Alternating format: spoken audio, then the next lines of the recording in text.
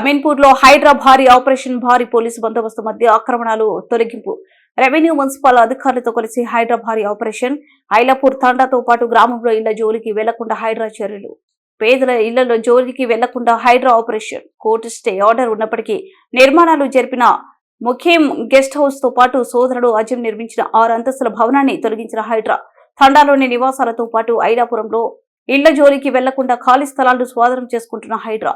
సంగారెడ్డి జిల్లా అమీన్పూర్ మున్సిపాలిటీ పరిధిలోని ఐలాపూర్ విలేజ్ లో మొత్తం 1263 ఎకరాల ప్రభుత్వ భూమి ఉంది. ఇందులో ఇప్పటికే చాలా నివాసాలు వచ్చాయి. ఆ నివాసాల జోలికి వెళ్లకుండా మిగిలి ఉన్న 860 ఎకరాల ప్రభుత్వ భూమిని కాపాడుతున్న ప్రభుత్వం, ఖాళీగా ఉన్న ప్రభుత్వ భూములను మొత్తం ఫెన్సింగ్ వేసి భూములను కాపాడుతున్న హైడ్రా.